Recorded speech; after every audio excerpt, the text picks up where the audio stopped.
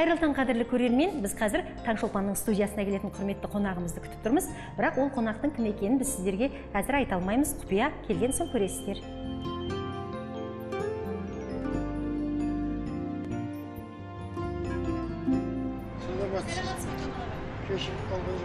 Қош келдіңіз, кешіккен жоқсыз.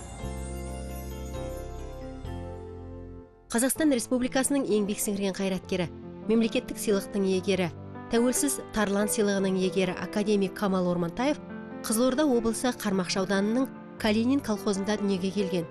Камал Сәрварұлы отбасындағы 7-ші бала.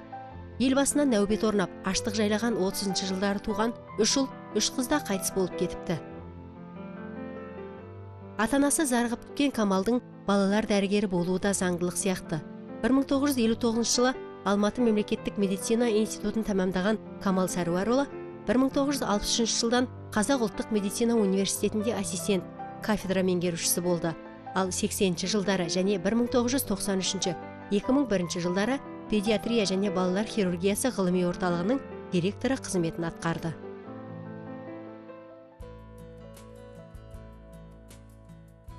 Камал аға, өзіңізді 80 жасқа толған мерейтойыңызға орай Таңшолпан бағдарламасына шақырып отырмыз. Құтты болсын.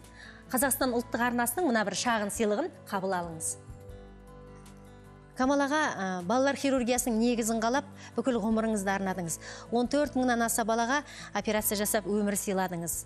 Дегенмен де қазіргі уақытта не себепті біздің балалардың денсаулығы күн санап нашарлап бара жатыр? Сырқат балалар көп деп туылуда. Осының себебін түсіндіре аласыз ба? Педиатрия факультетін жапты. Жылына бір 30-40 адам педиатрдар дайырлайды. Олардың да білімдері төмен. Мен медицинский институт істеп жүрген кезде 2 рет декан болдым. 250-300-ден жылына педиатрда дайырлайтын тұғымыз. Осы педиатрия факультетін жапқасын халықтың наразылығы көп. Өйткені семейный врач дейді. Семейный врач барлық аурудың тіпті аттарын да білмейді. Дүниесінде 14 мың ауру бар. Семейный врач балалар келсе, балаларды қабылдаудан қорқады. Өзі кішкентай бала болса, көбісі бізде дәрігерлер әйелдер ғой. Сосын басқа педиатр іздейді. Ол педиатрлар күннен күнге азайып барады. Халықтың санының 30% балалар. Соған байланысты Рашал деген досым келе жатыр, осы біздің неге тойға ол да айтып жатыр, педиатрия факультетін ашпасақ, балалардың емдеуі қиын. Ол кішкентай балалардың өздері сөздерін айта алмайды. Нервный системасы, психологический системасы төмен, айта алмайды. Кішкентай балалар. Соған байланысты біз балалар дәрігері болып түскеннен бастап балалардың денсаулығын, ерекшелігін біліп, сосын барып ауырған ауруларын білетін тұғымыз. Біз енді 59 жылы медицинский институтты бітірдім ғой, педиатрия факультетін. Сонда бізге де аппаратура, анау-мынаулар жоқ болатын о кездерде. Бізде жақсы дәрігер еді, аппаратура жоқ. Қалай оған диагноз қоясың деп жақсы үйреткен сияқты. Қазір аппаратуралар көбейіп кетті, педиатрлардың саны да азайып кетті, сапасы да төмен. Соған байланысты іштен кемтар туатын аурулар көбейіп кетті. Бұрын өлетін балалардың несі 3-ші орында, қазір кемтар туатын балалардың 2-ші орынға көшті. Оған байланысты біз кейбіреуіне операция жасаймыз. Оның кейбіреуі дұрыс болып кетеді, кейбіреуі жүрек ақаулары көбейіп кетті. Соған байланысты біз еңбек етіп атқан сияқтымыз. Дәрігердің сырқат балаға жүрек жылуы болмаса, ол жақсы маман бола алмайды деген қағидаңыз бар. Өзіңіздің ізбасарларыңызға тағы қандай өсиет қалдырар едіңіз? Менің ізбасарларым көп.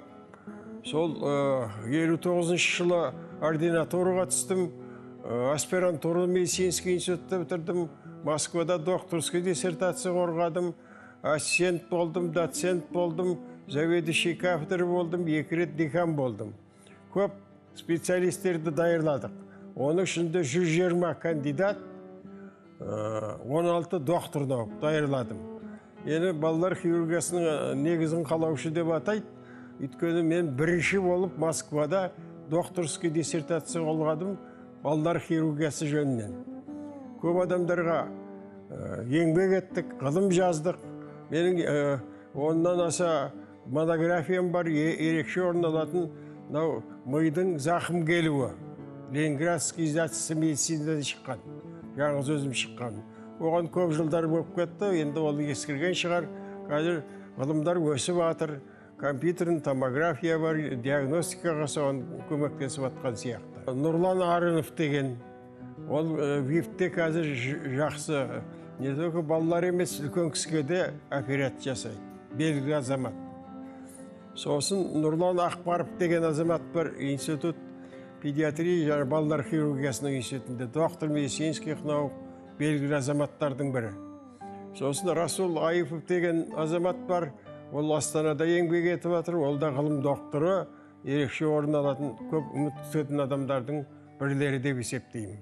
2004 жылы сізге тәуелсіз платиналы Тарлан сыйлығы берілген. Сол қаражатты сіз медицина университетінде оқитын тұрмысы төмен 2 отбасының баласына ай сайын стипендия ретінде бөліп бергеніңізді білеміз.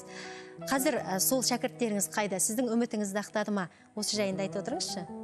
Кішкентай ғана ақша ғой, соған бердім. Олар бірінші сол 1-2 жыл еңбек етті, стипендия алды. Олар жақсы дәрігер болған сияқты, бірақ тікелей қарым-қатынасым жоқ. Қазіргі уақытта не жазып жүрсіз? 10 шақты мақалам бар, шыққан шетел тілінде. Өзім 70 жылдығымда ұлт тағдыры ұрпақтан күтетін үмітіміз көп деген бірінші монографиям шықты. 75 жасымда үлкен фотоальбом шықты. Сосын мынау 80 жасыма келгенде мынандай кітап шығардым. Өз тағдырыма ризамын. Көбісі қазақша жазылған. Шамалы орысша болу үшін благодарен своей судьбе. Мынау тұрған 2 немерем. 80 жылдық мерейтойда қалай атап өтесіз? Оперный театрда 20 күні сағат 2-де өтейік деп жатырмыз.